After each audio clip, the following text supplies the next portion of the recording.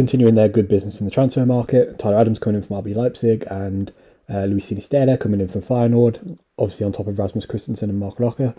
I think this is really sensible business by Leeds. Obviously, they've lost their two best players, which is always a concern, but I'm surprised so many people put in Leeds as a relegation candidate. You know, since Jesse Marsh came in on 28th February, you know, he was inheriting a pretty championship level squad, in my opinion, obviously with all the injuries and stuff.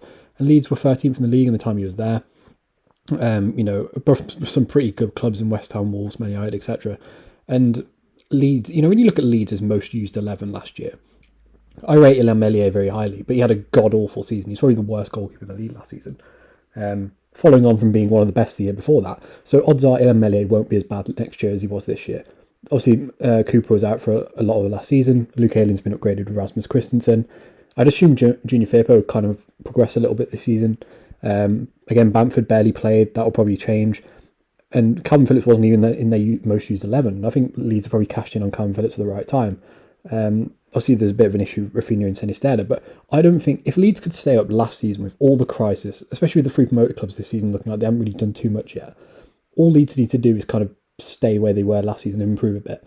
If Leeds can stay up with this 11 as their most used 11, with all the injuries, all the crisis, Illan Meslier having a bit of a bad second season, a managerial change, if Leeds can stay up through all of that, I don't think it'll be that hard for them to stay up, even if they lose Calvin Phillips and Raphinha. Now, look, Tyler Adams' numbers aren't incredible. You know, he's a pretty decent ball carrier, okay on the ball. His defensive output's not great, but presses well. A very raw Tyler Adams. I'm not like, I don't look at Tyler Adams as a 23-year-old with pretty average numbers for a pretty ball-dominant Leipzig side. I'm not saying Tyler Adams is like incredible or anything, but is he better than Adam Forshaw? Yes. Is he better than Matthias Klick? Yes.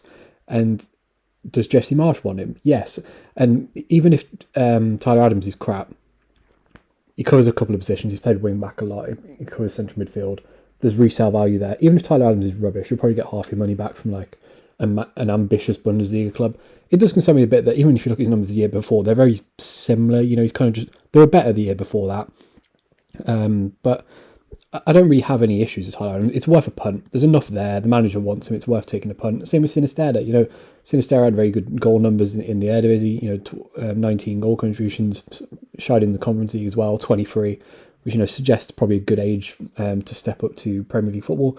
Sinisterra is a bit of a punt. You know, buying a player out of the Eredivisie always is, and of course, it'll probably be a downgrade on Raphinha, but for me, Leeds' biggest issue is sorting out that defence and that midfield, especially the midfield, and kind of hoping Illan Meslier kind of gets over that horrific last season. And look, Raphinha's a brilliant player, obviously, of course he is. You know, was key for them staying up, but Raphinha doesn't actually do a lot. Apart from the fact, obviously, he's a really good progressive passer and works hard or whatever, that's expected with most Leeds attackers, but it's not like he's an elite dribbler or an elite progressive carrier or has like amazing underlying numbers. And that's not a dig at Raphinha, he's great, obviously, of course he is. But I don't think Raphinha is as big as a miss as some people will make out. And of course, Calvin Phillips is great. He's Leeds' only like player that's like elite defensive output. He's decent in the air, you know, and he's a decent passer. You know, Leeds will miss Calvin Phillips. I get that, but Leeds stayed up without Calvin Phillips last season, barely playing, without Bamford playing, without Liam Cooper playing any significant minutes. If Luke Sinisterra comes in and puts up half the output Raphinha comes up with, Tyler Adams just improves the midfield by a little bit. Obviously, I really rate the Mark Rocker sign. I think that's a really good pickup. Even in very limited minutes of Bayern Munich, there's enough there to suggest that he'll probably be an okay level Premier League player. I don't really know much about Rasmus Christensen, to be honest, but it gives you depth.